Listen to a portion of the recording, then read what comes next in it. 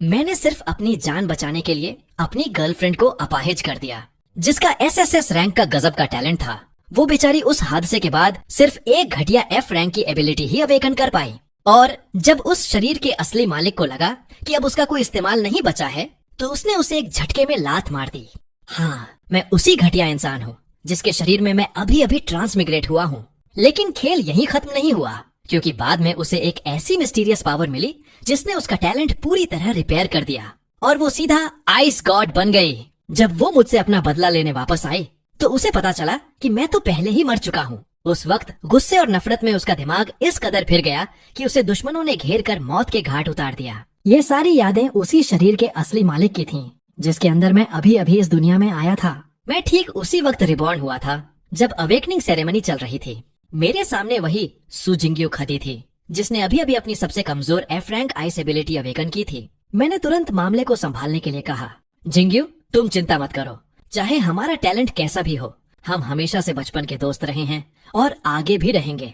मेरी बात सुनकर उसने मासूमियत से कहा, शियाओ गुओ भाई, अब स्टेज पर जाने की तुम्हारी बारी है। मुझे पूरा यकीन है कि तुम कोई बहुत ही हाई लेवल एबिलिटी अवेकन करोगे। लेकिन तभी अचानक मेरे दिमाग में एक ठंडी और नफरत भरी आवाज गूंज उठी, कमीने इंसान, पिछले जन्म में मैंने तेरी मीठी बातों पर भरोसा किया था और तूने मुझे धोखा दिया, पर अब मैं रिबॉर्न होकर वापस आ गई हूँ और इस जन्म में मैं सू जिंगयू तुझे इंसान तो क्या, एक कीड़े के बराबर भी नहीं समझती। ये सुनते ही मेरे होश उड़ गए। मतलब वो भी टाइम ट्रैवल करके वापस आई थी। मैं पूरी तरह सन्न रह गया। लेकिन तभी मेरे दिमाग में एक और सिस्टम की आवाज बजी, डिंग, बधाई हो होस्ट, आपने गॉडली ऑनरा सिस्टम सफलता से बाइंड कर लिया है। ये सिस्टम उन देवियों के भाग्य से जुड़ सकता है जिनका होस्ट ने कभी बुरा किया हो। सिस्टम ने ऑटोमेटिकली सू जिंग्यू को बाइंड कर लिया है। अब से होस्ट सू जिंगयू के दिल की हर बात बिल्कुल साफ साफ सुन सकता है। उस वक्त मुझे भी यकीन नहीं हुआ। ये ऑलरेडी बहुत डेंजरस हो चुका था। भीड़ मुझे लगातार स्टेज पर जाने के लिए बोल रही थी और मेरे पास कुछ भी सोचने का टाइम नहीं था। मैं सीधा चलकर उस अवेकनिंग स्टेज पर पहुंच गया और जैसे ही मैंने अपना हाथ रखा, चारों तरफ एक अंधा कर देने वाली सुनहरी रोशनी चमक उठी।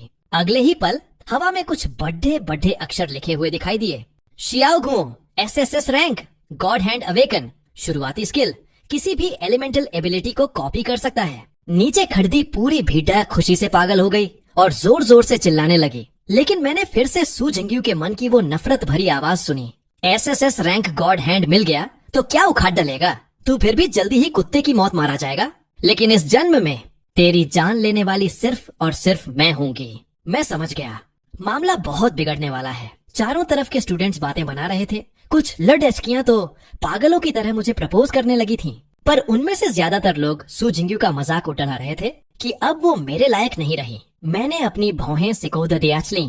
फ्यूचर में जो जानलेवा क्राइसिस आने वाला था, उससे बचने के लिए मुझे हर हाल में सू जिंग्यू की नफरत कम करनी होगी और उसके साथ अपना रिश्ता सुधारना होगा। मैंने बिना कोई टाइम वेस्ट किए पूरी भीड़ डच के सामने चिल्लाकर कहा, आज मैं शियाओ गुओ यहाँ खड़े सभी लोगों को एक बात साफ साफ बता देना चाहता हूँ। सू जिंग्यू के दिल में एकदम से डर बैठ गया। उसने सोचा, क्या वो पल आ गया, एक बार फिर से वही दिल चीर देने वाला दर्द सहना होगा। लेकिन मैंने आगे कहा, मुझे बहुत खुशी है कि मैंने एसएसएस रैंक एबिलिटी अवेकन की है और मैं सू जिंग्यू को सिर्फ इसलिए नहीं छोड़ दूंगा क्योंकि उसका टैलेंट कमजोर है। अगर मैंने आज के बाद किसी को भी जिंगयू के बारे में एक भी फालतू बात बोलते सुना तो मैं उसे ऐसा सबक सिखाऊंगा कि वो जिंदगी भर याद रखेगा। ये सुनते ही जिंगयू एकदम शॉक में चली गई।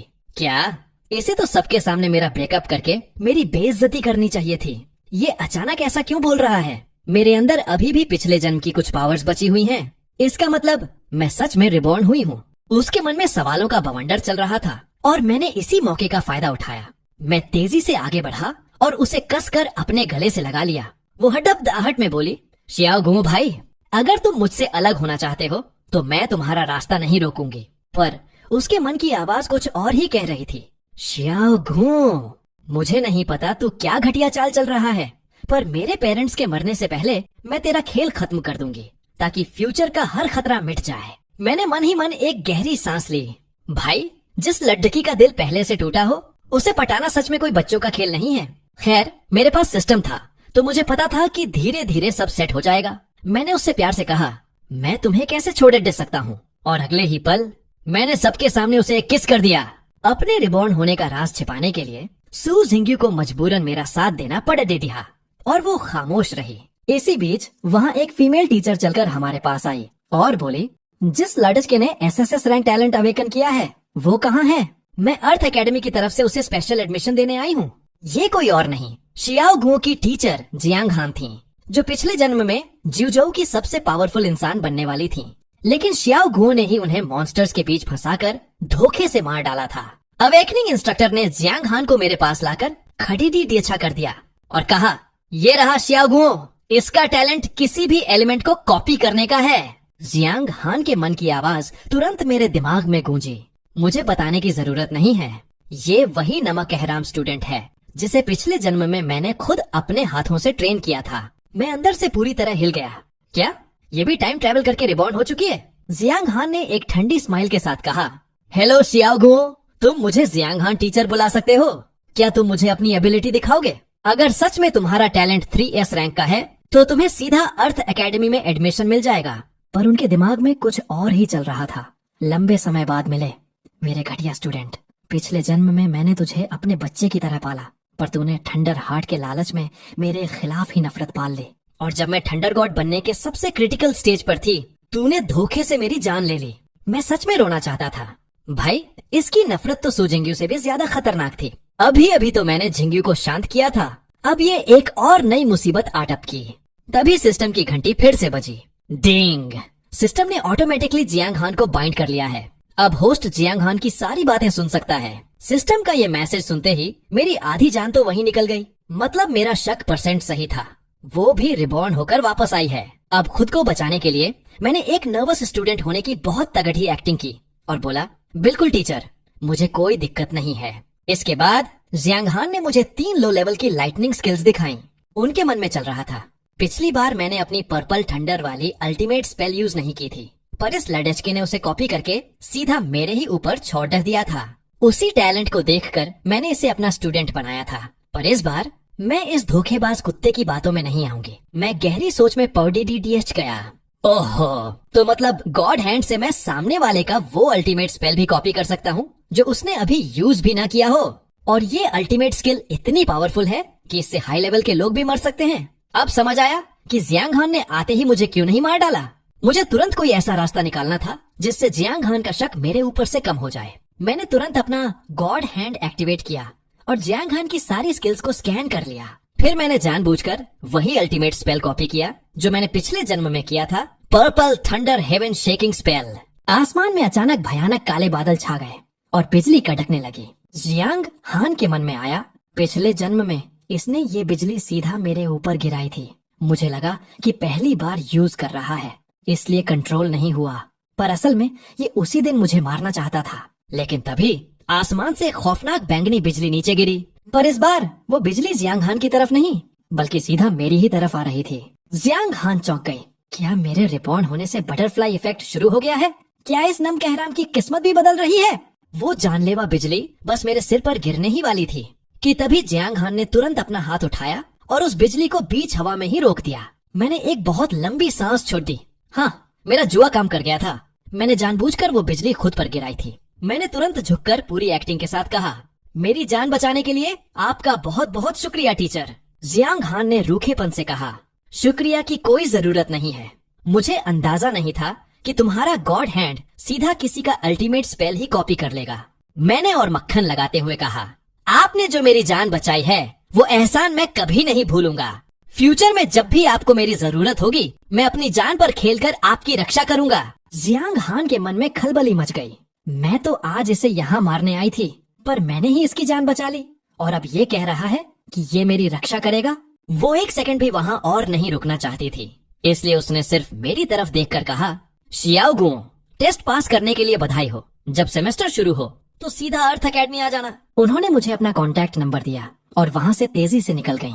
उनके जाने के बाद मैं घूमा तो देखा कि सू जिंग्यू के चेहरे पर आंसुओं की धार बह रही थी। उसे लगा था कि मैं उस पर्पल थंडर से मारा जाऊंगा और वो खुद अपने हाथों से अपना बदला नहीं ले पाएगी, इसीलिए वो रोने लगी थी।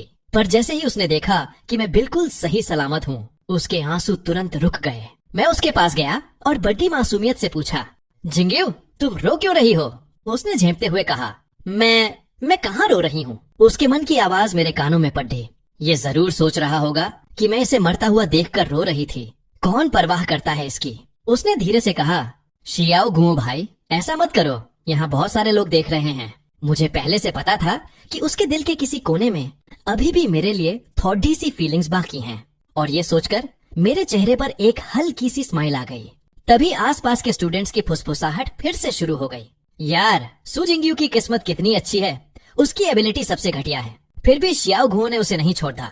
हाँ यार, अब शियाओ घुओ जैसा तगड़ा सपोर्ट मिल गया है तो टैलेंट कमजोर होने से क्या फर्क पड़ जाता है? ये सुनकर सू जिंगयू के मन में आया, मैंने कभी इस शियाओ घुओ के सहारे जीने का नहीं सोचा। इस बार रिबॉर्न होने के बाद मैं सबसे पहले उस सीक्रेट ट्रेजर को ढूंढूंगी और अपनी टूटी हुई सोल को रिपेयर करके पिछली बार से भी ज्यादा तेजी से पावरफुल बनूंगी। उसके मन की बातें सुनकर मैं अंदर ही अंदर बहुत खुश हुआ। वो एक ऐसा खजाना था जिससे उसकी सोल पूरी तरह रिपेयर हो सकती थी और वो सीधा भगवान बनने के रास्ते पर जा सकती थी। और चूंकि मेरे पास गॉडली ऑनरा सिस्टम था तो मैं भी उसी खजाने का फायदा उठाकर अपनी पावर्स बढ़ा सकता था। सू जिंगयू ने मुझसे कहा, शियाओ घुओ भाई, मुझे थोड़ी थकान हो रही है, अवेकनिंग सेरेमनी खत्म हो गई है, अब हमें घर चलना चाहिए। पर उसके मन में चल रहा था, आज रात को मैं छुपकर उस खजाने को ढूंढने निकल जाऊंगी। इस धोखेबाज को कभी इस बात की भनक भी नहीं लगेगी। मैंने सिर हिलाकर कहा, ठीक है, चलो घर चलते हैं। मैं खुद मन ही मन प्लानिंग कर रहा था कि उसे वो खजाना ढूंढने दूंगा और फिर चुपके से उसके पीछे जाऊंगा। रास्ते भर मैं सू जिंगयू के साथ थोड़ी फ्लर्टिंग और मजाक कर रहा था। वो अपने रिबॉर्न होने का राज छुपाने के लिए बेचारी सब कुछ बर्दाश्त कर रही थी। उसके मन की आवाज लगातार गालियां दे रही थी। मुझे इतना गुस्सा आ रहा है, उस सीक्रेट ट्रेजर को पाने के बाद सबसे पहला काम मैं इसके ये गंदे हाथ काटने का करूंगी। ये सुनकर भी मुझे जरा डर नहीं लगा, बल्कि मैंने जानबूझकर उसे और ज्यादा छेदना शुरू कर दिया। जैसे ही हम घर पहुँचे, सू जिंगयू के माता पिता दौड़कर हमारे पास आए। अरे जिंगयू और शियाओ घुओ आ गए, आओ आओ जल्दी बैठो। मैंने कहा, मम्मी पापा, मैं और जिंगयू ने अवेकनिंग टेस्ट पास कर लिया है, अब हम ग्रेजुएट हो गए हैं, अब हमारे पास आपके साथ बिताने के लिए बहुत सारा टाइम होगा। सू जिंगयू ने चौंक कर कहा, शियाओ घुओ, ये मेरे मम्मी पापा हैं, तुम्हें इन्हें अंकल आंटी बोलना चाहिए। लेकिन दोनों बुजुर्ग बहुत खुश लग रहे थे। अरे कोई बात नहीं, शियाओ घुओ ने पहली बार हमें मम्मी पापा बोला है, हमें तो ये सुनकर बहुत अच्छा लगा। पर सू जिंगयू का दिमाग गुस्से से फट रहा था।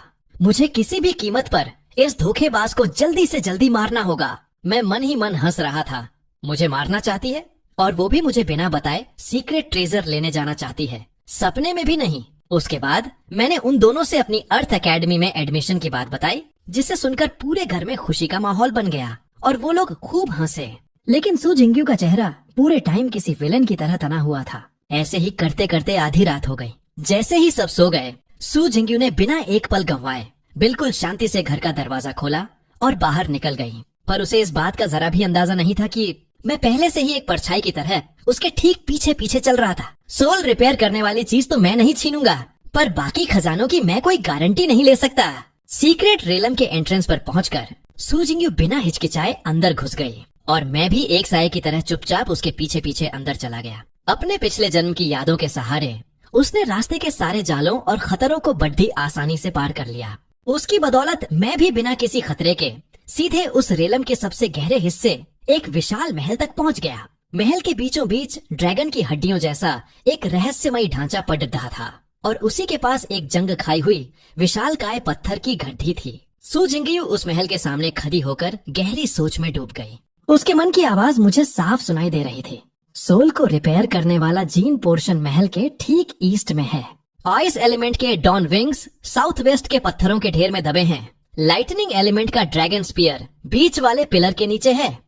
वाटर एलिमेंट की डीप सी सोल उस कंकाल के पास है और स्टार पावर वाली स्टार मेडिसिन उस पत्थर की गड्ढी के घेर के अंदर छुपी है। सबसे पहले मुझे अपनी सोल रिपेयर करनी चाहिए। और ठीक इसी मोमेंट पर मैं अंधेरे से बाहर आ गया। मैंने भोली सी आवाज बनाकर पुकारा, जिंगयू, क्या तुम अंदर हो? मैं तुम्हारे लिए परेशान था, इसलिए तुम्हारे पीछे पीछे आ गया, पर यहाँ आकर मैं रास्ता भटक गया। अगर तुम यहाँ हो तो प्लीज कुछ बोलो, मुझे बहुत डर लग रहा है। मेरी आवाज सुनते ही सू जिंगयू के चेहरे की हवाइयाँ उड़ एच गईं। वो हटअबधाकर छुपने की जगह ढूंढ ही रही थी कि मैं तेजी से उसके सामने आ खड़ा हुआ। मैंने गहरी सांस लेते हुए कहा, थैंक गॉड, आखिरकार तुम मुझे मिल ही गई जिंगयू। मेरी तो जान ही निकल गई थी। जिंगयू ने खुद को शांत किया और मन में सोचा, रिलैक्स, मुझे बस किसी तरह इस धोखेबाज को यहाँ से बाहर ले जाना है ताकि मेरा खजाना बच सके। फिर उसने नकली मासूमियत के साथ कहा, सॉरी शियाओगू भाई, मैं ही बेवकूफ हूँ। मेरा टैलेंट इतना खराब था कि मैं डिप्रेशन में रात को बिना सोचे समझे बाहर भाग आई। चलो अब घर चलते हैं। मैं अंदर ही अंदर पागलों की तरह हंस रहा था। हाँ हाँ, मुझे सब पता है तुम क्या सोच रही हो। पर बाहर से मैंने बहुत सीरियस होने की एक्टिंग की और चारों तरफ देखते हुए कहा, जिंगयू, मुझे लग रहा है कि हम गलती से किसी सीक्रेट रेलम में आ गए हैं। क्या पता यहाँ हमें अपनी पावर बढ़ाने के लिए कोई खजाना मिल जाए। वो बेचारी पसीने पसीने हो गई। शियाओगू भाई, तुम ज्यादा ही सोच रहे हो। इस खड़हर जैसी छोटी सी जगह पर कोई सीक्रेट रेलम कैसे हो सकता है। हमें जल्दी से घर चलना चाहिए। मैं बिल्कुल नहीं घबराया। मैंने जानबूझकर साउथ वेस्ट के उन पत्थरों के ढेर की तरफ धीरे धीरे कदम बढ़ा दिए। जिंगयू, तुम यहीं रुको, मैं जरा वहाँ जाकर देखता हूँ। उसके मन में तुरंत चीख उठी, लानत है, वो तो डॉन विंग्स हैं, जो पिछले जन्म में मेरे सबसे फेवरेट विंग्स थे। मैं किसी भी कीमत पर शियाओगू को उसे नहीं लेने दे सकती। वो भागकर मेरे पीछे आई और बोली, शियाओगू भाई, मैं तुम्हारे साथ ही चलूंगी। यहाँ मुझे बहुत डर लग रहा है। मैंने स्माइल करते हुए कहा, डरो मत जिंगयू, मैं हूँ ना तुम्हें बचाने के लिए। उसने दांत पीसते हुए कहा, थैंक यू शियाओगू भाई, मेरी इतनी फिक्र करने के लिए। पत्थरों के उस ढेर के पास पहुंचकर जिंगयू मन ही मन भगवान से दुआ कर रही थी, प्लीज ये उन पत्थरों को न हटाए, प्लीज। पर उसे क्या पता था कि मैं उसकी एक एक बात सुन रहा था। मैंने बर्थडे ही आराम से एक एक करके वो पत्थर हटा दिए और अंदर से बर्फीली रोशनी चमकते हुए डॉन विंग्स बाहर आ गए। मैंने जानबूझकर बहुत एक्साइटेड होने की एक्टिंग की। अरे वाह खजाना। जिंगयू देखो, मैंने कहा था ना कि ये एक सीक्रेट रेलम है। मैंने अपनी एबिलिटी यूज करके उससे कनेक्शन बनाया और कहा, इसका नाम डॉन विंग्स है। जिंगयू ने तुरंत भोला सा चेहरा बनाकर कहा, शियाओगू भाई, ये खजाना तो मेरे आइस एलिमेंट से मैच करता है, क्या तुम ये मुझे दे सकते हो। मैंने गहरी चिंता जताते हुए कहा, जिंगयू, अभी तुम बहुत कमजोर हो। अगर मैंने ये तुम्हें दिया तो तुम इसे संभाल नहीं पाओगी। जब तुम पावरफुल हो जाओगी तो मैं खुद तुम्हें ये दे दूंगा। तब तक इसे मैं अपने पास सेफ रखता हूँ ताकि मैं तुम्हारी हिफाजत कर सकूं। जिंगयू ने बाहर से सिर हिलाया। तुम सही कह रहे हो शियाओगू भाई। पर अंदर ही अंदर उसके दिल से खून बह रहा था। लेकिन उसे सबसे बड़ा झटका तो अभी लगने वाला था। मैंने वही अनजाने में ढूंढने वाली एक्टिंग बार बार रिपीट की। मैंने ड्रैगन स्पीयर उठाया, डीप सी सोल उठाई और फिर सीधा ईस्ट में रखे उस जीन पोर्शन की तरफ चल पड़ा। जिंगयू का दिमाग फटने वाला था। लानत है, क्या ये मेरा जीन पोर्शन भी मुझसे छीन लेगा। अगर वो पोर्शन छिन गया तो मैं अपनी सोल को रिपेयर कैसे करूंगी। उसका चेहरा पूरी तरह पीला पड़ड़ी डीएच चुका था। वो डिप्रेशन में सोच रही थी, मैं अभी अभी अवेकन हुई हूँ, वो भी सबसे घटिया एफ रैंक के साथ। मैं उससे ये पोर्शन कैसे छीन सकती हूँ। बाकी खजाने मैं बाद में ढूंढ सकती हूँ, पर सोल को रिपेयर करने वाला ये पोर्शन पूरी दुनिया में सिर्फ यही एक है। और ठीक उसी वक्त मैं जोर से चिल्लाया, जिंगयू जल्दी यहाँ आओ। इस बोतल के पास कुछ लिखा है। ये किसी की सोल को स्ट्रॉन्ग बना सकता है, यहाँ तक कि डैमेज सोल को भी रिपेयर कर सकता है। जिंगयू, तुमने मुझे बचाने के चक्कर में अपनी सोल डैमेज कर ली थी। ये तुम्हारे लिए है, इसे जल्दी पी लो। वो शौक में मुझे देखती रह गई। शियाओगू भाई, क्या तुम सच में ये मुझे देना चाहते हो। क्या तुम्हें इसे पीकर अपनी पावर नहीं बढ़ानी। मैंने बहुत इमोशनल होकर कहा, जिंगयू तुम्हारे आगे इस पोर्शन की कोई औकात नहीं है। अगर तुम्हारी सोल ठीक हो गई तो क्या पता तुम्हारा टैलेंट भी बढ़ जाए। इसे पीकर देखो। वो मुझे इस तरह देखने लगी जैसे कोई भूत देख लिया हो। पहली बार उसके मन की आवाज मुझे गालियां नहीं दे रही थी। वो कुछ देर चुप रही, फिर अपने होंठ चबाते हुए बोली, थैंक यू शियाओगू भाई, मैं इसे पी लेती हूँ। उसने मेरे हाथ से वो बोतल ली और एक ही सांस में पूरा पोर्शन पी गई। जैसे ही पोर्शन ने अपना असर दिखाना शुरू किया, उसकी डैमेज सोल रिपेयर होने लगी। लेकिन दवा का असर इतना तेज था कि जिंगयू दर्द से जमीन पर गिरकर तड़ित ढपने लगी। मैंने उसके मन की आवाज सुनी, ये नॉर्मल है, सोल रिपेयर होते वक्त ऐसा ही दर्द होता है। ये सुनकर मेरी जान में जान आई। फिर भी मैं हीरो की तरह आगे बढ़ा और उसे उठाकर अपनी बाहों में कसकर पकड़ लिया। मेरी गर्माहट से उसका दर्द थोड़ा कम हो गया। उसके मन में एक हलचल सी मच गई। इसने मुझे ये जीन पोर्शन भी दे दिया और अब मेरा दर्द भी कम कर रहा है। क्या ये सच में वही धोखेबाज है जिसने मेरी जिंदगी बर्बाद की थी। बहुत जल्द उसने पूरे पोर्शन को एब्जॉर्ब कर लिया। उसकी सोल पूरी तरह रिपेयर हो चुकी थी और इसके साथ ही उसका असली एसएसएस रैंक का आइस टैलेंट वापस आ गया था। खुशी के मारे वो भूल ही गई कि मैं भी वहीं खड़े डिढा हूँ और उसने एक्साइटमेंट में अपना एसएसएस रैंक का ice skill dark ice spikes use कर दिया। हवा में सैकड़ों बर्फीले कांटे तैरने लगे। पर तभी उसे मेरी याद आई, ओह शिट, मैं तो भूल ही गई कि शियाओगू यही है। मैंने जानबूझकर हैरानी जताते हुए कहा, वाओ कितना पावरफुल स्किल है। जिंगयू, अब तुम्हारा टैलेंट एफ रैंक तो बिल्कुल नहीं लग रहा। उसने हड्ड बुद्धा कर कहा। थैंक यू शियाओ गो भाई, इस पोर्शन की वजह से मेरा टैलेंट अब ए रैंक का हो गया है। पर उसके मन में चल रहा था, माना कि इस बेवकूफ ने मुझे ये पोर्शन दिया है, लेकिन फिर भी मैं इसे अपनी एसएसएस रैंक की सच्चाई नहीं बताऊंगी। पर सच कहूँ तो ये शियाओ गुओ पिछले जन्म वाले इंसान से बिल्कुल अलग लग रहा है। मैंने मन ही मन एक आह भरी। चलो, कम से कम वो मुझ पर थोड़ा भरोसा करने लगी थी। मैंने स्माइल करते हुए कहा, चलो कोई बात नहीं, अब हम इस रेलम में थोड़ा और आगे चलते हैं। ये कहते हुए मैं सीधा उस पत्थर की घड़ी में रखी स्टार मेडिसिन की तरफ बढ़ गया। झिंग्यू पीछे खड्डी सोच रही थी कि क्या उसे मुझसे वो स्टार मेडिसिन छीन लेनी चाहिए या नहीं। तभी मैंने उसे आवाज दी, इधर आओ झिंग्यू, जरा देखो ये क्या है। ये कोई बहुत ही खूबसूरत चीज लग रही है, रुको मुझे अपनी एबिलिटी से इसे चेक करने दो। इसका नाम स्टार मेडिसिन है, इसमें बहुत सारी स्टार पावर भरी हुई है। झिंगयू के मन में आया, अगर मैं ना होती तो तुम्हें ये खजाने कभी नहीं मिलते। पर आखिरकार उसने मुझसे वो छीनने का इरादा छुड़ ही दिया। तभी अचानक उस स्टार मेडिसिन से एक अंधी कर देने वाली रोशनी निकली। झिंगयू का मुंह खुला का खुला रह गया। क्या शियाओ गुओ ने एक ऐसा विजन ट्रिगर कर दिया जो मैं भी पिछले जन्म में नहीं कर पाई थी। वो रोशनी आसमान में जाकर एक बहुत ही खूबसूरत ड्रीम स्टार पैलेस में बदल गई। उस पैलेस के अंदर एक एंजल खड़ी थी जिसके पीठ पर एक बहुत बड़ी स्टार मेडिसिन बंधी थी। अचानक उस एंजल ने हमारी तरफ देखा और एक बहुत ही अजीब आवाज में कहा, मैंने तुम्हें देख लिया है।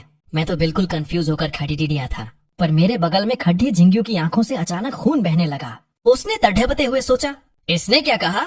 इसकी आवाज से मेरा दिमाग फटा जा रहा है। और अगले ही पल झिंग्यू जोर से चीखने लगी। मुझे समझ आ गया कि अगर ये आवाज कुछ और देर गूंजती रही तो झिंग्यू का दिमाग फट जाएगा और वो पक्का मारी जाएगी। मैंने तुरंत उस स्टार पैलेस की तरफ देखा। वो एंजल फिर से उसी डरावनी आवाज में बोली, मैं तुम्हें ढूंढ लूंगी और तुम्हें वापस तुम्हारी दुनिया में फेंक दूंगी। ये सुनते ही मेरा दिमाग खराब हो गया। मैंने बिना कुछ सोचे समझे अपनी पूरी पावर लगाकर एक जोरदार मुक्का सीधा उस स्टार पैलेस पर दे मारा। मेरा मुक्का लगते ही वो पूरा विजन कांच की तरह चकनाचूर हो गया। विजन टूटते ही झिंग्यू के दिमाग में गूंजने वाली वो जानलेवा आवाज भी बंद हो गई और वो बेहोश होकर सीधा जमीन पर गिर पड़ी। मैं तुरंत भागकर उसके पास गया और उसकी नब्ज चेक की। जब मुझे यकीन हो गया कि उसकी जान को कोई खतरा नहीं है तो मैं वहीं उसके पास बैठ गया और उसके उठने का इंतजार करने लगा। लेकिन मेरे दिमाग में बहुत सारे सवाल घूम रहे थे। ये एंजल आखिर थी कौन और वो किस दुनिया में वापस भेजने की बात कर रही थी? मैं यही सोच रहा था कि तभी झिंग्यू ने धीरे धीरे अपनी आंखें खोली। मैंने तुरंत राहत की सांस लेते हुए कहा, थैंक गॉड झिंग्यू, तुम उठ गई। तुमने तो मुझे डरा ही दिया था। उसने बड़ी कमजोर आवाज में पूछा, क्या तुमने मुझे बचाया? मैंने उसे पूरी बात बढ़ा चढ़ाकर बता दी कि कैसे मैंने उस विजन को एक मुक्के में तोड़ डाल दिया और तब से यहीं बैठकर उसकी रखवाली कर रहा हूँ। झिंग्यू की आंखों में मुझे लेकर एक अजीब सा इमोशन दिख रहा था। उसने बहुत प्यार से कहा, थैंक यू शियाओ गुओ भाई। और उसके मन की आवाज ने तो मुझे और भी खुश कर दिया। इस जन्म का शियाओ गुओ सच में बिल्कुल अलग है।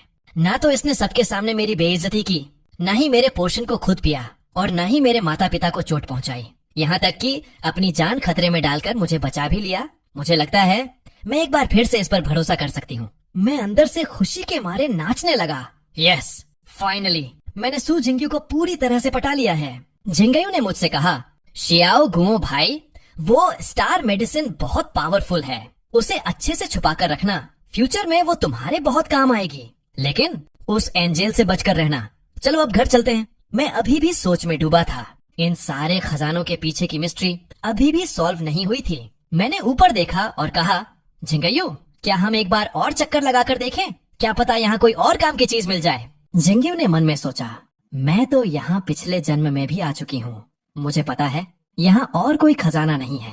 पर अपने रिबॉर्न होने का राज छुपाने के लिए वो मेरे पीछे पीछे चलने लगी। कुछ देर इधर उधर घूमने के बाद मैं एक बहुत ही रहस्यमयी काले पानी के तालाब के पास आ गया। झिंग्यू ने पीछे से चीख कर कहा, शियाओ गुओ भाई, उस तालाब को मत छूना, वो बहुत खतरनाक लग रहा है। उसके मन में चल रहा था, पिछले जन्म में जैसे ही मैंने उस पानी को छुआ था, मेरी सोल पूरी तरह जलकर खाक होने वाली थी। वो तो किस्मत अच्छी थी कि मैंने तुरंत जीन पोर्शन पी लिया था। उसकी बात सुनकर मैंने बहुत ध्यान से उस पानी को देखा। मुझे उस काले पानी के अंदर एक बड़ा सा पत्थर का खंभा दिखाई दिया। मैंने तुरंत अपना गॉड हैंड यूज किया और झिंग्यू की आइस स्किल कॉपी कर ली। मैंने अपने ऊपर एक आइस शील्ड बनाई और डार्क आइस स्पाइक से उस पानी के अंदर रखे पत्थर पर जोरदार हमला किया। झिंग्यू बिल्कुल कंफ्यूज होकर मुझे देख रही थी कि ये लड्डरियज का आखिरकार क्या रहा है। मेरे हमले से वो भारी भरकम पत्थर उठा ढकर सीधा तालाब के बाहर आ गिरा। उस पत्थर पर बहुत सारे क्रैक्स थे और एक अजीब सी भाषा में कुछ लिखा हुआ था। मैंने उसे पढ़ना शुरू किया। यहाँ 3 अलग अलग दुनियाओं के देवताओं के बीच एक भयानक जंग हुई थी। Gene god kingdom, machine god kingdom और spiritual god kingdom. Gene kingdom की स्टार एंजल ने अकेले ही बाकी दोनों देवताओं का सामना किया था, पर वो दोनों भी कम नहीं थे। उन्होंने उस एंजल से स्टार मेडिसिन छीन ली और उसे यहीं छोड़े अच गए। और उस लड़ाई में स्पिरिचुअल किंगडम का वो देवता यहीं मारा गया। पीछे छोड़े गया सिर्फ ये स्पिरिचुअल एसेंशन पूल। पत्थर पर इसके आगे की कहानी गायब थी। जिंगयू पिछले जन्म में भगवान बन चुकी थी, लेकिन उसने भी कभी इन 3 किंगडम्स का नाम नहीं सुना था। आज इस पत्थर को देखकर उसे पहली बार इस सच का पता चला था। मैं शांति से पत्थर की सारी बातें अपने दिमाग में फिट कर रहा था। स्पिरिचुअल एसेंशन पूल, अगर मैं इसके अंदर डुबकी लगा लूं, तो क्या पता मेरी किस्मत चमक जाए और मुझे कोई अल्टीमेट पावर मिल जाए। मैंने तुरंत जिंगयू की तरफ देखा और कहा, जिंगयू तुम यहीं रुको, मैं जरा इसके अंदर जाकर देखता हूँ। इससे पहले कि जिंगयू कुछ समझ पाती या मुझे रोक पाती, मैंने सीधा उस काले पानी वाले तालाब में छलांग लगा दी। छपाक! और जैसे ही मेरी बॉडी ने उस पानी को छुआ, एक ही सेकंड में मेरा पूरा शरीर उस काले पानी में गलकर भाप बन गया। मेरा कोई नामो निशान नहीं बचा। ये खौफनाक नजारा देखकर जिंगयू के पैरों तले जमीन खिसक गई। वो बेजान होकर जमीन पर गिर पड़ी। शियाओ घुमो भाई, मारे गए। लेकिन कहानी यहाँ खत्म नहीं हुई थी। मेरी आत्मा एक बहुत ही अजीब सी जगह पर पहुँच चुकी थी। वहाँ का पूरा माहौल मेरी आत्मा की वाइब्स के साथ एकदम परफेक्ट मैच कर रहा था। वो जगह मेरी सोल को लगातार एनर्जी दे रही थी और मुझे साफ महसूस हो रहा था कि मेरी सोल अब एक हायर डायमेंशन में इवॉल्व हो रही है। बहुत ही जल्द मेरा इवोल्यूशन पूरा हो गया और मुझे एक नया ढांसू स्किल मिल गया, स्पिरिचुअल स्पार्क। इस स्किल का यूज करके मैं सीधा किसी भी दुश्मन की आत्मा और उसके दिमाग पर जानलेवा हमला कर सकता हूँ। मैं अभी अभी मिली अपनी नई पावर्स को टेस्ट ही कर रहा था कि तभी पीछे से एक ऐसी भयानक आवाज गूंजी जिसने मेरी रूह खपा दी। हजारों सालों बाद आखिरकार मुझे मेरे लायक एक शरीर मिल ही गया। मैंने पलटकर देखा और पूछा, कौन हो तुम? क्या तुम वही स्पिरिचुअल किंगडम के देवता हो जो यहाँ मारे गए थे? उस आवाज ने खौफनाक हंसी हंसते हुए कहा, बिल्कुल सही, और मुझे समझदार लोगों की आत्मा खाने में बहुत मजा आता है। मुझे तुरंत एहसास हो गया कि मैं बहुत बुरी तरह फंस चुका हूँ। मेरे सामने अचानक हवा में एक भूतिया आत्मा बनी और सीधा मेरी तरफ झपट पड़ी। मैं कुछ कर पाता उससे पहले ही वो शैतानी आत्मा मेरी सोल के अंदर घुस गई। वो आत्मा पागलों की तरह मेरे अंदर से हंसने लगी। हा हा हा हा, क्या गजब की सोल है तुम्हारी। बिना फिजिकल बॉडी के तुम मुझे रोक नहीं सकते।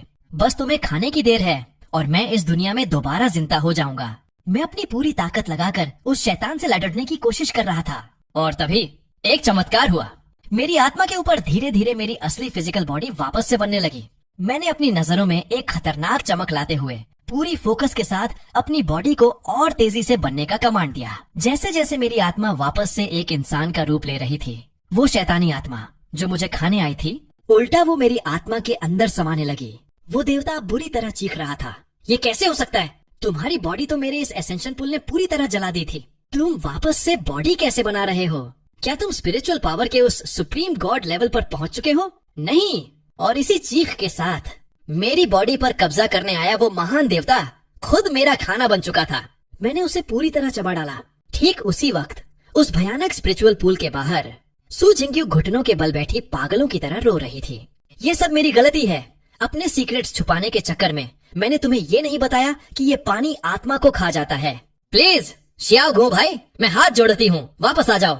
मैं अब तुम्हें कभी नहीं मारना चाहती, मुझे बस तुम वापस चाहिए। उसका दिल चीर देने वाला रोना सुनकर जो मेरी स्पिरिट अभी अभी उस जगह से वापस लौटी थी, वो सब खामोशी से देख रही थी। सच बताऊं तो मुझे बहुत बुरा भी लग रहा था, पर अंदर ही अंदर एक गजब की खुशी थी, क्योंकि उस रहस्यमयी आत्मा को खाने के बाद मुझे एक नई स्किल मिल गई थी, स्पिरिचुअल ट्रांसफॉर्मेशन। इस पावर से मैं कभी भी फिजिकल बॉडी से एक आत्मा बन सकता था और आत्मा से वापस इंसान।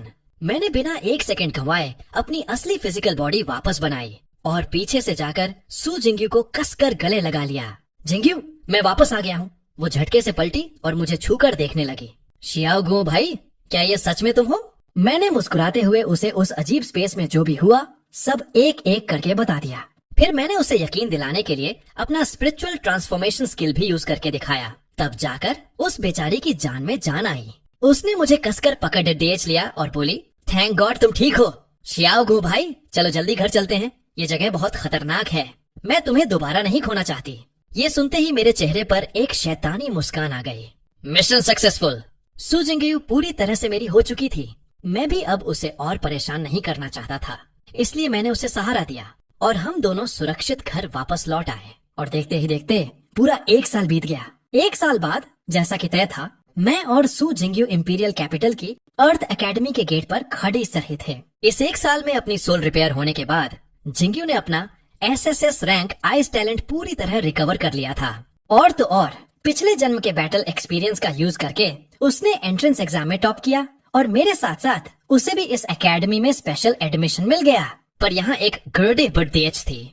जिंगयू ने मुझे बताया कि पिछले जन्म में वो मेरे साथ इस एकेडमी में नहीं आई थी। इसका मतलब था कि उसे इस अर्थ एकेडमी और यहाँ की उस खतरनाक टीचर जियांग हान के बारे में ज्यादा कुछ नहीं पता था। मैंने मन ही मन गहरी सांस ली। लगता है अब मुझे फूंक फूंक कर कदम रखना होगा। हम दोनों अपना रजिस्ट्रेशन करवाने के लिए आगे बढ़ ही रहे थे कि तभी एकेडमी के नॉर्थ गेट के सामने अचानक एक खौफनाक बिजली की दीवार खड़ी हो गई। उसने हम सभी नए स्टूडेंट्स का रास्ता पूरी तरह ब्लॉक कर दिया था और अगले ही पल उस भयंकर बिजली के बीच से चीरते हुए टीचर जियांग हान बाहर निकली। सब यहीं रुक जाओ। उनकी कड़क आवाज पूरे गेट पर गूंज उठी। मैं इस साल के नए स्टूडेंट्स की हेड इंस्ट्रक्टर हूँ और ये दीवार तुम्हारा एडमिशन टेस्ट है। जो भी इस बिजली की दीवार को खुद के दम पर पार करेगा वही इस एकेडमी का हिस्सा बनेगा और जो फेल हुआ उसे इसी वक्त यहाँ से निकाल दिया जाएगा। ये सुनते ही सारे नए स्टूडेंट्स के बीच कंप मच गया। क्या कोई नॉर्मल इंसान इस बिजली को कैसे पार कर सकता है? ये तो सरासर नाइंसाफी है। ये हमें जानबूझकर फेल करना चाहते हैं। चारों तरफ शोर मचने लगा, लेकिन जियांग हान ने अपनी उंगलियों से एक भयानक लाइटनिंग ऑनरा रिलीज किया। जिंगयू ने उस पावर को देखकर तुरंत अपने मन में सोचा, कितनी खौफनाक लाइटनिंग पावर है। इसे पिछले जन्म में ज्यूजोऊ की नंबर लाइटनिंग अवेकनर यूं ही नहीं कहा जाता था। ये सुनकर मेरे तो पसीने छूट गए। भाई, इस शरीर के असली मालिक ने आखिर कितने बड़े बड़े राक्षसों से पंगा लिया था। मैं इस जियांग हान को कैसे पटाऊंगा? जियांग हान ने बड़े ही ठंडे अंदाज में कहा। जिसे भी डर लग रहा है वो अभी के अभी यहाँ से जा सकता है।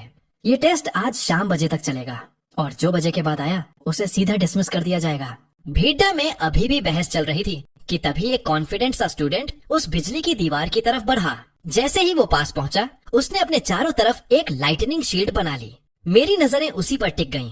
तभी जिंगयू ने मुझे कोहनी मारी और बोली, शियाओ घुओ भाई, जब ये क्रॉस कर लेगा तो हम भी ट्राई करेंगे। उसने कॉन्फिडेंस से कहा, ये बिजली की दीवार दिखने में डरावनी है पर मेरे लिए इसे पार करना 1 सेकंड का काम है। मैंने उसे शांत करते हुए कहा, रिलैक्स जिंगयू, इतनी भी क्या जल्दी है। पहले थोड़ा पास जाकर देखते हैं कि आखिर मामला क्या है। जिंगयू ने हामी भरी और हम दोनों दीवार के बिल्कुल पास जाकर खड्डे हो गए। मेरा असली मकसद तो कुछ और ही था। मैं जियांग हान के मन की आवाज सुनना चाहता था ताकि टेस्ट के दौरान वो मुझे चुपके से मार न दे। तभी उस स्टूडेंट ने दीवार के अंदर पैर रखा और 1 सेकंड में ही उसकी लाइटनिंग शील्ड चकनाचूर हो गई। आहा, बहुत दर्द हो रहा है। वो जोर से चीखने लगा। जियांग हान के मन की आवाज गूंजी, ये बिजली सेम एलिमेंट वाली शील्ड को भी तोड़ देख सकती है, बिल्कुल पिछले जन्म की तरह। ये ए रैंक लाइटनिंग टैलेंट वाला लर्ड एज का पहला चैलेंजर है। चलो इसे अंदर आने देते हैं। आखिरकार ये सिर्फ एक टेस्ट है, सच में थोड़ी ना किसी को निकालना है। और सच में जैसे ही वो लडच का बेहोश होने वाला था, दीवार की बिजली अचानक गायब हुई और उसे अंदर फेंक दिया। ये देखकर बाकी स्टूडेंट्स के भी हौसले बढ़ गए और एक एक करके सबने टेस्ट देना शुरू कर दिया। मैं अभी भी आराम से साइड में खड़ा तमाशा देख रहा था। देखते ही देखते करीब स्टूडेंट्स ने टेस्ट पास कर लिया, पर हर कोई बेहोश होने के ठीक 1 सेकंड पहले ही छोड़ता जा रहा था। जिंगयू बहुत ही बोरियत भरे चेहरे से उन सबको देख रही थी। शियाओ गुओ भाई, पता है इस साल तुम्हारे अलावा एक और इंसान है जिसका टैलेंट SSS रैंक का है। वो इंपीरियल कैपिटल के सबसे बड़े 4 परिवारों में से एक फेंग परिवार की बड़ी बेटी है, फेंगलान। पर टेस्ट इतना आगे बढ़ गया और वो अभी तक कहीं दिखाई नहीं दी है। उसने अपने मन में सोचा, फेंगलान पिछले जन्म में वो विंडस्वर्ड गॉडेस बनी थी, पर इसके बेवकूफ शियाओ गुओ भाई ने फेंगलान के पिता को धोखे से मार डाला था। ये सुनते ही मेरे पैरों तले जमीन खिसक गई। अरे लानत है, इस शरीर के मालिक ने आखिर कितनों की जिंदगियां बर्बाद की हैं। मैं डर से कांपने लगा। हे भगवान, कहीं ये फेंगलान भी रिबॉर्न होकर वापस ना आ गई हो।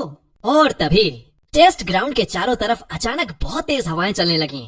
दूर से एक बहुत ही खूबसूरत लड़की जिसके हाथ में एक लंबी तलवार थी, धीरे धीरे टेस्ट ग्राउंड की तरफ आ रही थी। मैंने अपनी भौहें सिकोड़ डाली। इतनी दूर से भी ये इतनी भयानक हवा कंट्रोल कर रही है। पक्का यही फेंकलान है। कुछ ही सेकंड्स में वो लेड डेहचकी मेरे और सू जिंगयू के बिल्कुल सामने आकर खड़ी हो गई। तभी मेरे दिमाग में सिस्टम की वो मनहूस अलार्म बजी। डिंग। सिस्टम ने आसपास मौजूद विंड स्वॉर्ड गॉडेस फेंकलान को ऑटोमेटिकली बाइंड कर लिया है। इसके साथ ही मेरे दिमाग में पिछले जन्म की यादें फ्लैश होने लगी। पिछले जन्म में फेंकलान ने असली शियाओ गुओ से कई बार फाइट की, पर कभी जीत नहीं पाई। लड्ढाते लड्ढाते उसे शियाओ गुओ से प्यार हो गया था। उसने खुद उसे अपने परिवार के रिसोर्सेज दिए ताकि वो और पावरफुल बन सके, पर आखिर में शियाओ गुओ ने उसके ही पिता को बेरहमी से मार डाला। फेंकलान पागलों की तरह उसे मारने निकली, पर उसे खबर मिली कि शियाओ गुओ पहले ही मारा जा चुका है और आखिर में वो खुद भी डिप्रेशन और हार्ट ब्रेक की वजह से एक सीक्रेट रेलम में मारी गई। ये सब जानकर मैंने एक बहुत ही गहरी और दुखी सांस छोड़ दी। भाई, मेरा तो बैंड बजने वाला है। जिंगेयू ने मेरी तरफ देखा और पूछा, शियाओ गुओ भाई, क्या हुआ? तुम्हारी तबीयत तो ठीक है ना? मैंने बात संभालते हुए कहा, अरे कुछ नहीं, बस बहुत देर से खड़ीटा हूँ तो पैर दर्द करने लगे। चलो, जैसे ही वो लडच की टेस्ट देगी हम भी अपना टेस्ट देकर आराम करने चलेंगे। जिंगेयू ने स्माइल की। ठीक है, जैसे ही वो बाहर निकलेगी हम अंदर जाएंगे। फेंकलान बिल्कुल शांत और एलिगेंट तरीके से उस लाइटनिंग वॉल की तरफ बढ़ी। वहाँ खड़े हर एक इंसान की नजरें उसी पर टिकी थीं और उसने बिना एक खरोंच खाए बड़े आराम से उस बिजली की दीवार को पार कर लिया। जियांग हान के मन में खलबली मच गई। फेंक परिवार की ये लडचकी बिल्कुल मेरी यादों जैसी ही है। इसके बाद पक्का शियाओ गुओ नाम का वो धोखेबाज कुत्ता टेस्ट देने आएगा। पर एक सेकंड, पिछले जन्म में इस वक्त फेंकलान सिर्फ लेवल पर थी, आज ये सीधा लेवल पर कैसे पहुंच गई? जियांग हान ने जोर से अनाउंस किया, फेंकलान SSS rank win talent level test pass. ये सुनते ही पूरी एकेडमी में जैसे बम फट गया। क्या फर्स्ट ईयर में प्रमोट होने के लिए लेवल चाहिए होता है और ये अभी से लेवल पर है? क्या एसएसएस रैंक वाले इतने ही मॉन्स्टर होते हैं या फिर फेंक फैमिली ने इसे कोई जादुई दवा पिलाई है? मुझे तो लगता है कि ये दूसरा एसएसएस रैंक वाला लोडेंका इसके आसपास भी नहीं टिक पाएगा। ये सारी बातें सुनकर मेरे तो होश उड़ गए। फिर क्या लेवल? इसका मतलब फेंकलान भी रिबॉर्न हो चुकी है और इसने भी पिछले जन्म के खजाने पहले ही लूट लिए हैं। मेरे बगल में खड्डी जिंगयू ये सब सुनकर गुस्से से लाल हो गई थी और कुछ बोलने ही वाली थी, पर मैंने तुरंत उसका हाथ पकड़ डेच लिया और फुसफुसाकर कहा, शांत रहो, पहले टेस्ट पर फोकस करो। जिंगयू ने बेमन से हामी भरी और बोली, ठीक है शियाओ गुओ भाई, पहले मैं जाती हूँ। और फिर सबके सामने जिंगयू ने अपनी खतरनाक ठंडी औंधा रिलीज कर दी। उसने सीधा उस खौफनाक बिजली की दीवार को पूरी तरह बर्फ में जमा दिया और एक झटके में उसे चकनाचूर कर दिया। वो बढ़ते ही स्वैग के साथ दीवार के पार चली गई। ये नजारा देखकर जियांग हान और फेंकलान दोनों की आंखें फटी की फटी रह गईं। ये कैसे मुमकिन है? पिछले जन्म में तो ऐसा कुछ नहीं हुआ था। जियांग हान की आंखों में एक अजीब सी चमक आ गई। उसने तुरंत कहा, कमाल है, लेवल के साथ टेस्ट पास किया, अपना नाम और टैलेंट रैंक बताओ। जिंगयू ने एक ठंडी स्माइल के साथ जवाब दिया, सू जिंगयू, एफ रैंक आइस टैलेंट। पूरी भीड़ सन्न रह गई। एफ रैंक टैलेंट और इतनी भयानक पावर, मजाक चल रहा है क्या? तभी जिंगयू ने पीछे मुद्दा कर बद्दे प्यार से मेरी तरफ हाथ हिलाया। शियाओ गुओ भाई, आ जाओ। मैंने भी उसे देखकर एक बहुत ही रिलैक्स वाली स्माइल दी, पर जैसे ही फेंकलान ने मुझे जिंगयू को प्यार से देखते हुए सुना, उसकी आंखों में से खून जमा देने वाली किलिंग इंटेंट रिलीज हो गई। उसका बस चलता तो वो मुझे वहीं कच्चा चबा जाती। तभी जियांग हान ने उसे टोकते हुए कुछ कहा, जिससे फेंकलान का ध्यान टूटा और उसने तुरंत अपनी किलिंग इंटेंट छुपा ली। मैंने कुछ सेकंड के लिए खुद को शांत किया, अपनी धड़कनों को काबू में किया और फिर एक लंबी सांस खींचकर सीधा उस मौत की बिजली की दीवार के अंदर कदम रख दिया। बिजली की उस खौफनाक दीवार के अंदर कदम रखते हुए मैंने जानबूझकर कोई भी शील्ड या प्रोटेक्शन यूज नहीं किया। बाहर खड़े थे सभी लोग मुझे देखकर हैरान थे, लेकिन मैं उस भयानक बिजली के झटकों को महसूस करते हुए उन्हें अपने शरीर में एब्जॉर्ब कर रहा था। मेरी बॉडी उस लाइटनिंग पावर को सोखकर धीरे धीरे इवॉल्व होने लगी थी और महज कुछ ही सेकंड्स के अंदर मैंने उस पूरी दीवार की सारी बिजली सोख ली। मैंने अपना हाथ ऊपर उठाया और ठीक वैसी ही लाइटनिंग पावर अपने हाथ में जमा कर ली जैसी जियांग हान की थी। फिर मैंने एक बड्ढी सी स्माइल के साथ कहा, टीचर, इस शानदार गिफ्ट के लिए आपका बहुत बहुत शुक्रिया। जियांग हान के मन में आया, इसने बिल्कुल पिछले जन्म की तरह ही मेरी लाइटनिंग पावर को एब्जॉर्ब कर लिया। भले ही इस बार का तरीका थोड़ा अलग था, पर रिजल्ट बिल्कुल वही निकला। मुझे लगता है कि मुझे इसे मारने के लिए अब थोड़ा और जल्दी हाथ पैर मारने पड़ेंगे। उधर फेंकलान भी यही सोच रही थी। इसने भी बिल्कुल पिछले जन्म की तरह लाइटनिंग पावर एब्जॉर्ब की है। भले ही तरीका अलग था, पर नतीजा वही रहा। मुझे भी इसे मारने के लिए जल्दी कोई प्लान बनाना होगा। मुझे लाइटनिंग एब्जॉर्ब करके एक नई स्किल लाइटनिंग बॉल तो मिल गई थी, पर मुझे जरा भी खुशी नहीं हो रही थी, क्योंकि इन दोनों औरतों की बातें सुनकर मेरे तो पसीने छूट रहे थे।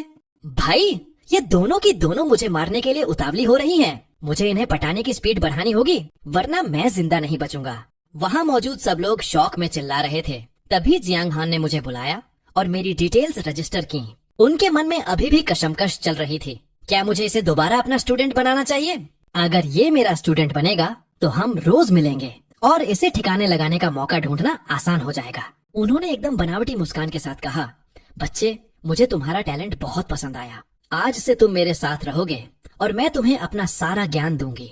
उनके मन की आवाज गूंजी, पर क्या इस जन्म में भी तुम उस ठंडर हार्ट के लालच में मेरी पीठ में छुरा घोंपोगे? मैंने तुरंत जवाब दिया, आपने ही तो मुझे स्पेशल एडमिशन देकर बचाया है। मैं आपका स्टूडेंट बनकर बहुत खुश हूँ टीचर। टेस्ट खत्म होने के बाद मैं और सू जिंग्यू कैंटीन में आ गए। हम दोनों एक दूसरे से खूब मजाक कर रहे थे और हंस रहे थे, पर कुछ ही दूरी पर खडडी फेंकलान हमें साथ हंसता देखकर गुस्से से उबल रही थी। तभी सेकंड ईयर का एक लड़का फेंकलान के पास आया और उसे लाइन मारते हुए बोला, अरे वाह, नई स्टूडेंट हो क्या? बहुत खूबसूरत हो, मेरी गर्लफ्रेंड बनोगी? मैं वांग जियान हूँ, इंपीरियल कैपिटल की वांग फैमिली से। ये सुनकर कि वो भी 4 बड़े परिवारों में से एक का है, फेंकलान ने बस एक बार उसकी तरफ देखा और रूखेपन से बोली, मेरा बॉयफ्रेंड है, अपनी हद में रहो सीनियर। वांग जियान एकदम सन्न रह गया। क्या वो बॉयफ्रेंड इसी एकेडमी का है? जब वांग जियान उसे बार बार परेशान करने लगा तो फेंकलान ने गुस्से में मेरी तरफ इशारा कर दिया। हाँ, वो रहा मेरा बॉयफ्रेंड। वांग जियान ने मुझे और जिंग्यू को एक साथ बैठे देखा और हंसकर बोला, मुझे तो लग रहा है वो दोनों एक कपल हैं। शायद वो लड़ढच की उसकी कजन होगी। ये सुनते ही जिंग्यू का खून खौल उठा। फेंकलान, तुम ये क्या बकवास कर रही हो? शियाओ घुओ मेरा बॉयफ्रेंड है। उसने मन में सोचा, पिछले जन्म में तो ये वांग जियान नाम का कोई लड़ढच का था ही नहीं। मैं भी गहरी सोच में पड़ीडीडीएच गया। लगता है इस बार इतने सारे रिबॉर्न हुए लोग हैं कि टाइमलाइन में भयंकर बटरफ्लाई इफेक्ट आ गया है और सब कुछ बदल रहा है। मैंने तुरंत उठकर गुस्से से लाल सू जिंग्यू को शांत किया। वांग जियान ने हंसते हुए कहा, ओह, तो तुम्हारा नाम फेंकलान है? बहाने बनाना बंद करो फेंकलान और मेरे प्रपोजल पर विचार करो। फेंकलान ने ठंडी आवाज में कहा, दफा हो जाओ। पर वांग फैमिली का होने के गुरूर में वांग जियान को जरा भी डर नहीं लगा। फेंकलान जूनियर, अपने सीनियर को तुम्हें इम्प्रेस करने का एक मौका तो दो। मैं आखिरी बार कह रही हूँ, दफा हो जाओ। वांग जियान मुस्कुराता रहा, मेरा लेवल है, तुम मुझे खरोंच भी नहीं सकती। ये सुनते ही फेंकलान के चारों तरफ भयानक तूफानी हवाएं घूमने लगीं। उसने सीधा वांग जियान की तरफ एक खतरनाक विंड स्वॉर्ड स्लैश मार दिया। वांग जियान के होश उड़ गए। तुम तो अभी अभी आई हो, तुम्हारा लेवल कैसे हो सकता है? और लेवल पर कोई इतनी भयानक तलवारबाजी कैसे कर सकता है? उसने अपनी जान बचाने के लिए खुद को आग की लपटों से ढक लिया, पर वो तलवार का वार इतना तेज था कि वांग जियान हवा में उड़ता हुआ बहुत दूर जाकर गिरा। मैं ये सब देखकर अपनी हंसी कंट्रोल नहीं कर पाया और जोर से हंस पड़ा। वांग जियान ने तुरंत फेंकलान को पहचान लिया। तुम फेंक फैमिली के हेड की बेटी हो, ये तुम्हारी पुश्तैनी विंड स्वॉर्ड है। वांग जियान अपनी बेइज्जती के बाद वहाँ से भागने ही वाला था कि तभी उसकी नजर मुझ पर पड़ ठी। मुझे हंसता हुआ देखकर उसका ईगो हर्ट हो गया और वो पागलों की तरह मुझ पर चिल्लाया, ओए बेवकूफ, इधर आ, आज मैं तुझे सिखाता हूँ कि सीनियर्स की रिस्पेक्ट कैसे करते हैं। मैंने जिंग्यू को पीछे करते हुए कहा, वांग जियान, तुम क्या करना चाहते हो? आसपास के सारे स्टूडेंट्स हमारी तरफ देखने लगे। अरे, ये तो वही एसएसएस रैंक वाला शियाओ घुओ है ना, इसने इस वांग जियान से पंगा क्यों ले लिया? वांग जियान के चेहरे पर एक शैतानी मुस्कान आ गई। ओह, तो तू भी एसएसएस रैंक का है, पर इस बार तेरी बारी है मुझसे डरने की। वो गुस्से से पागल हो चुका था। उसके शरीर से भयानक आग निकलने लगी। वो आग धीरे धीरे एक विशाल और डरावने फायर ड्रैगन में बदल गई और वो जलता हुआ ड्रैगन मेरी तरफ सीधा झपट पड़ा। मैं जरा भी नहीं घबराया, बल्कि मुस्कुराते हुए बोला, सीनियर, तुम्हारी ये स्किल काफी अच्छी है, पर अफसोस अब से ये मेरी हुई। मेरे इतना बोलते ही मेरे शरीर से भी भयंकर आग का बवंडर उठा और मैंने भी बिल्कुल वैसा ही, बल्कि उससे भी कहीं ज्यादा बड़ा और खतरनाक फायर ड्रैगन बना दिया। ये मेरे गॉड हैंड का नया इवोल्यूशन था। अब मैं अल्टीमेट स्पेल छोड़कर कोई भी स्किल कॉपी करने के बाद उसे और भी ज्यादा पावरफुल बना सकता था।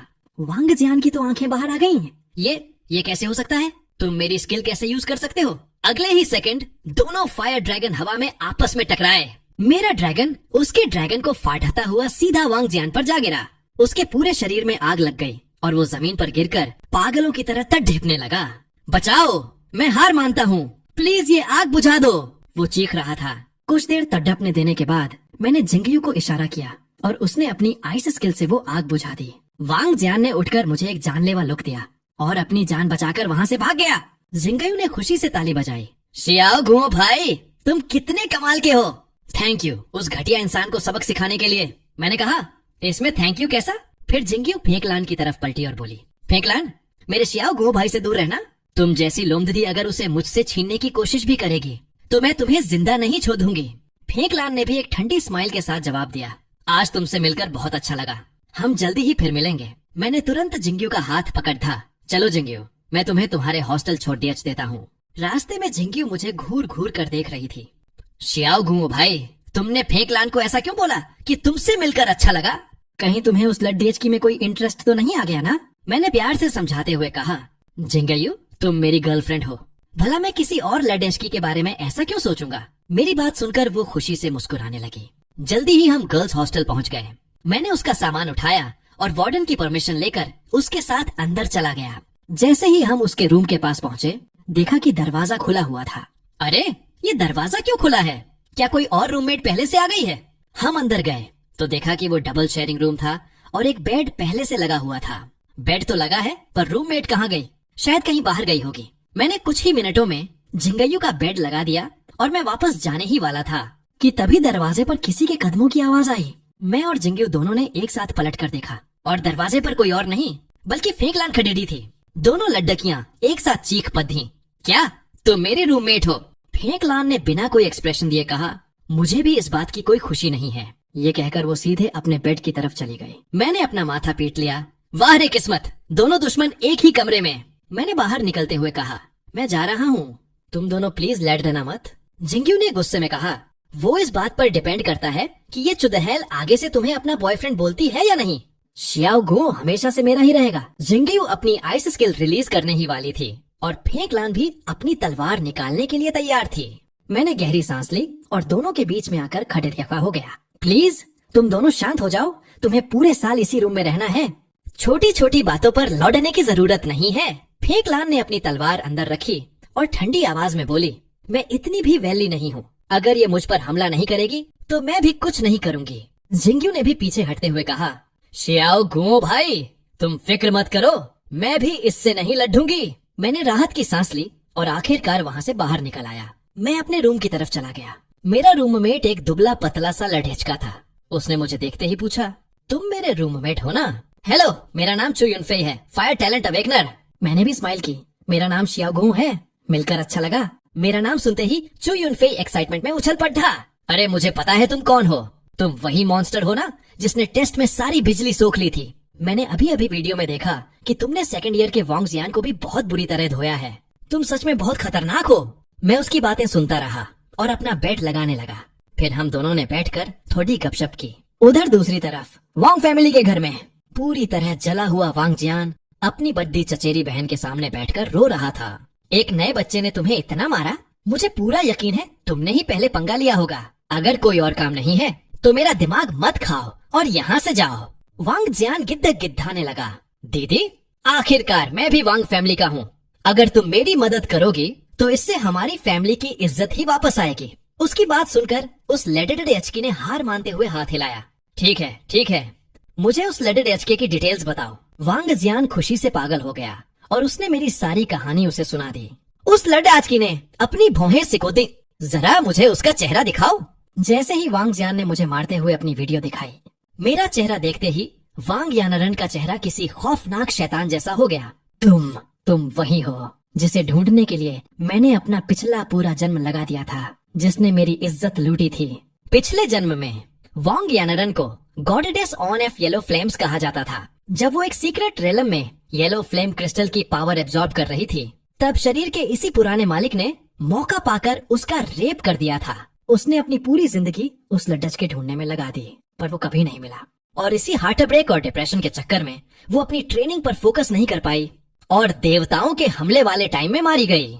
इस बार रिबॉर्न होने के बाद वो सिर्फ अपनी पावर बढ़ाने पर फोकस कर रही थी ताकि आने वाले खतरे से बच सके। पर आज मेरा चेहरा देखकर उसका वो सबसे बड़ा डिप्रेशन फिर से जाग उठा था। एक ही पल में वांग यानारन के शरीर से खौफनाक फीनिक्स की आग भड़क उठी। उसके आसपास खद्दा वांग जियान डर के मारे कांपने लगा। दीदी, आपको अचानक क्या हो गया? वांग यानारन की आंखों में खून उतर आया था। मुझे खबर मिली थी कि वो उस सीक्रेट रेलम से निकलने के महीने बाद साउथ बॉर्डर में मारा गया था। तब से वो मेरा सबसे बड़ा हार्ट ब्रेक बन चुका था। पर आज मुझे आखिरकार उस इंसान का पता चल ही गया है। इस बार मैं अपने इस दर्द को हमेशा के लिए मिटाऊंगी। इस शियाओ घुओ नाम के कुत्ते को अपने हाथों से जिंदा जलाकर